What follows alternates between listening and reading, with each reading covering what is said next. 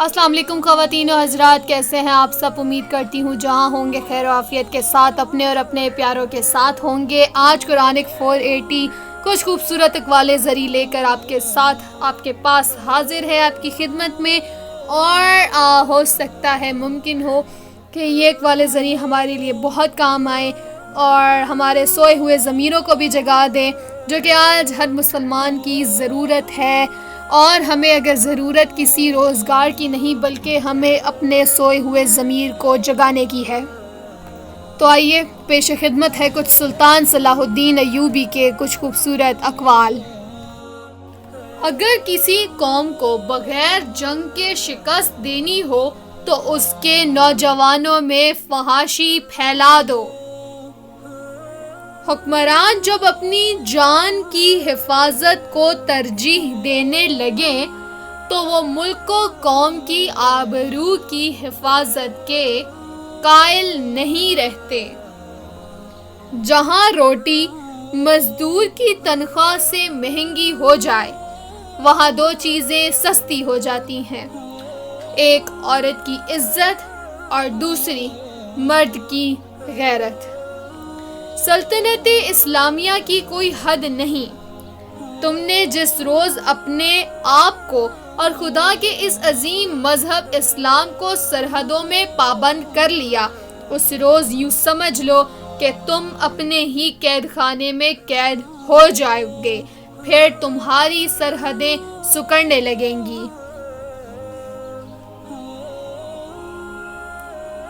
اور ایک خوبصورت بات، اسلام تلوار کے زور سے پھیلایا تھا یا نہیں، لیکن اسلام کے تحفظ کے لیے تلوار کو ضروری سمجھتا ہوں۔ جس قوم کے شاعر بھی وظیفہ خور ہوں، اس قوم کے لیے ذلت و رسوائی ہے۔ قوم کے شہیدوں اور قوم کی مظلوم بیٹیوں کو بھول جانے والی قوم کی قسمت میں کفار کی غلامی لکھ دی جاتی ہے۔ جہاں حکمران کے دماغ پر بادشاہت کا نشہ ہو، وہاں سرحدیں سکڑ جاتی ہیں اور تخت و تاج کی خاطر حکمران اپنے مذہب اور اپنی غیرت کو بھی ترک کر دیا کرتے ہیں۔ غداری کی سزا اسے دی جاتی ہے جو ملک اور قوم کی جڑیں کاٹے اور دین کے دشمنوں کے ہاتھ مضبوط کرے، خواہ حکمران خود ہی اس کا مجرم ہو، وہ غدار ہے اور وہ سزا کا مستحق ہے۔ قوم کا ہر فرد اپنی جگہ بادشاہ ہوتا ہے۔ کسی بھی شخص کو قومی وقار سے محروم نہ کرو۔ دو قسم کی لعنتوں سے بچو، مایوسی اور ذہنی عیاشی۔ انسان پہلے مایوس ہوتا ہے، پھر ذہنی عیاشی کے ذریعے راہ فرار اختیار کر لیتا ہے۔ اسلام کا سر بلند دیکھنا چاہتے ہو تو دوست اور دشمن کی پہچان کرنا سیکھو۔ مجھے یہ نظر آ رہا ہے کہ دشمن ملت اسلامیہ میں غدار پیدا کرتا رہے گا، اور وہ دن آ جائے گا جب غداروں کی گردنیں مارنے والے دشمن کو بھی دوست کہنے لگیں گے۔ اور یوں سلطان صلاح الدین ایوبی نے ایک اور کیا خوبصورت بات کہی کہ امت جان دینا جانتی ہے، یہ سرفروشوں کی امت ہے، مگر ایمان فروشوں نے ہمیں زنجیریں ڈال رکھی ہیں۔ وہ وقت بھی آ جائے گا جب فوج بھی عیار سپاہیوں کا گروہ بن جائیں گی اور اس کے سالار دشمنوں کے ہاتھوں میں کھیلیں گے۔ جس قوم کے نوجوان بیدار ہو جائیں، اس قوم کو کوئی شکست نہیں دے سکتا۔